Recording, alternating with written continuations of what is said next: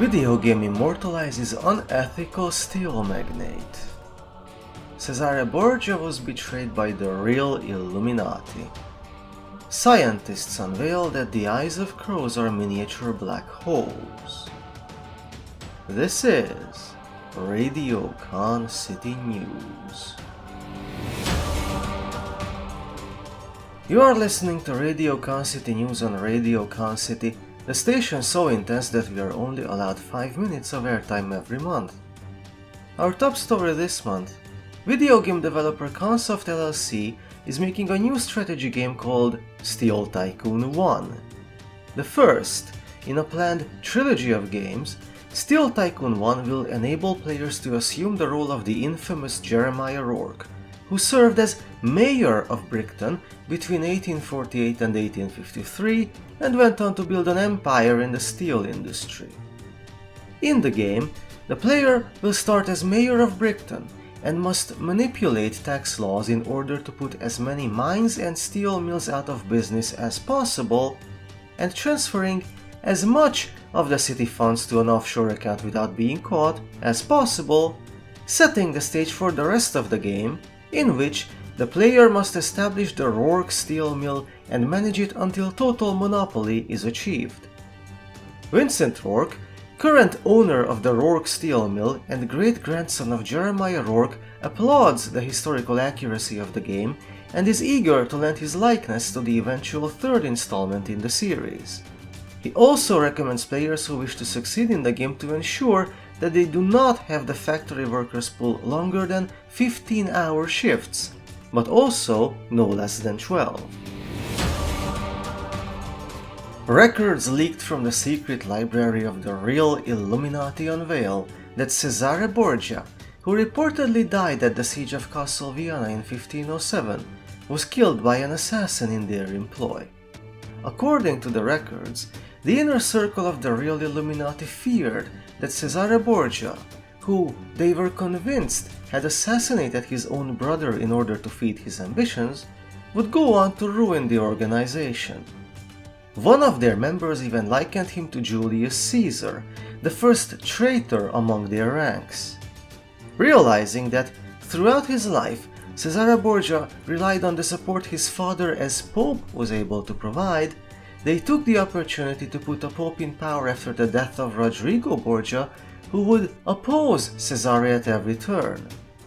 While the scheme seemed to work when the new pope found a way to have Cesare imprisoned and his lands seized, Cesare Borgia managed to escape and went on the warpath to reclaim his realms. Not to be denied, the real Illuminati hired an assassin who lured Cesare away from his troops during a storm while Cesare was laying siege to Castle Viana and speared him to death. The records state that the assassination cost the real Illuminati a considerable amount of money, albeit the assassin's name is not mentioned anywhere on the receipt. New research performed at the University of Con City reveals that gravitational waves are caused by the eyes of crows. According to the research, the eyes of crows are naturally occurring miniature black holes. As explained by the head of the research, Professor Van der Bishop, when two crows stare each other in the eye, the strong gravitational attraction between the two sets of black holes creates low-frequency gravitational waves as soon as one of the crows starts to blink. The professor also warns that the combined gravitational force in the black holes within the eyes of an entire flock of crows is strong enough to topple skyscrapers. He urges cities to invest in protection against such dangerous natural disasters by planting scarecrows atop every building. The details of the professor's research are available in his popular science article, "Why the Miniature Black Holes in the Eyes of Crows Create Gravitational Waves and Pose a Threat to Urban Environments." And now, sports. Brock the Bull, undefeated heavyweight champion of the Greenville Bullfighting Organization, has defeated Matador Brooke Saint in 4 minutes and 19 seconds and retained his title. Women's rights groups all over the world are in upheaval due to the gruesome fate of the first female matador who ever competed against Brock the Bull. The GBO, on the other hand, insists that the match was an important step towards gender equality in the bullfighting business and urges other female matadors to follow the late Brooke Saint's example and challenge the unbeatable champion. Those were this month's headlines. This is Radio Con City News, signing off.